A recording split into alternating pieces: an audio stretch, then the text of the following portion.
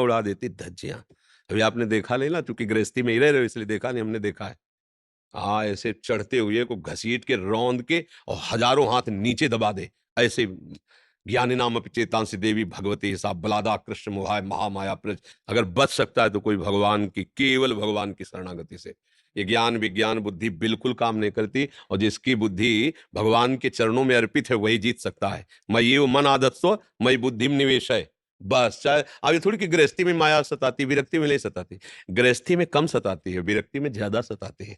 क्यों? क्योंकि गृहस्थी उसके तो चार दीवारी के अंदर है ना, और जो विरक्ति मतलब वो उसकी लाइन को क्रॉस कर गया है, अब उसको पुनः लाइन में लाना है। कोई योद्धा शत्रु पक्ष निकल गया, अब उसको पुनः लाइन में लाना, पूरा जोर लगा देगी वो। ये हमारी अधीनता से तुम बाहर कैसे जा रहे हो, और जो उसके जोर को सह गया उसी को महात्मा कहते हैं, जो उसके जोर में टूट गया वही विषयी पुरुष हो जाता है। ये माया का ऐसा नहीं कि ये गृहस्थी है तो इनको थप्पड़ याद हो, ये विरक्त है तो जाओ, ऐसा नहीं। गृहस्थी है तो लड़का बच्चा हो यहीं बने रहो। तुम वीर बहादुर हो, निकल रहे हो हमें क्रॉस करके, तो अब दो परीक्षा। और सामने अपने आकर्षण फेंकेगी और तुम निकल गए, झुके नहीं, तो बात अलग है। तो गृहस्थी में माया क्या सताती है?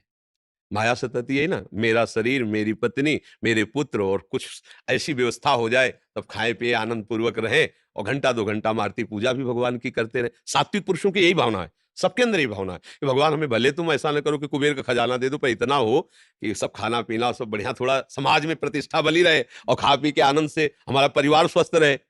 तो भाई देखो, तुम्हारी सोच तो ये है, पर ये होगा नहीं, नहीं हो सकता, किसी का नहीं हो सकता। क्यों?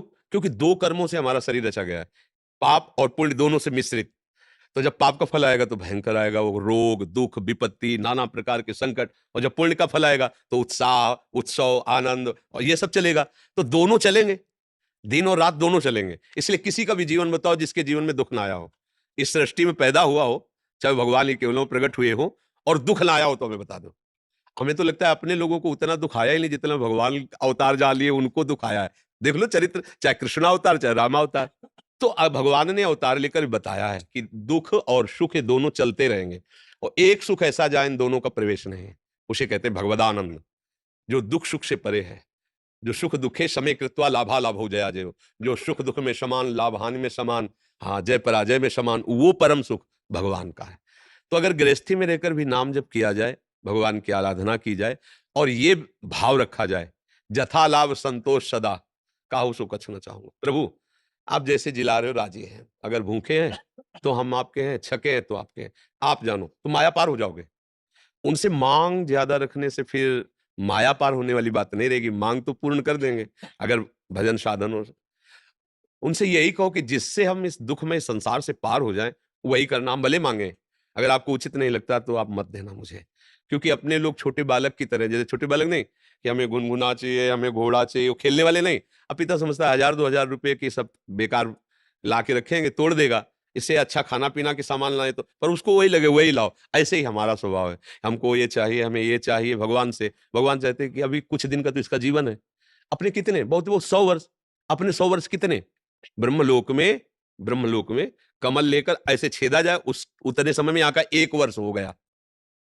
अपना कितना 100 वर्ष है, कितना है, ये ऐसे झपकते ही 100 वर्ष निकल गए। देखो आधा जीवन जो लिखित जीवन है उसमें 50-55 तो निकल गए। अब अभी लगता है हम कल के, ये सब बातें कल की सी दिखाई देती हैं। अब पता नहीं 100 तक पहुंचना है, कितना पहुंचना है, खत्म जीवन।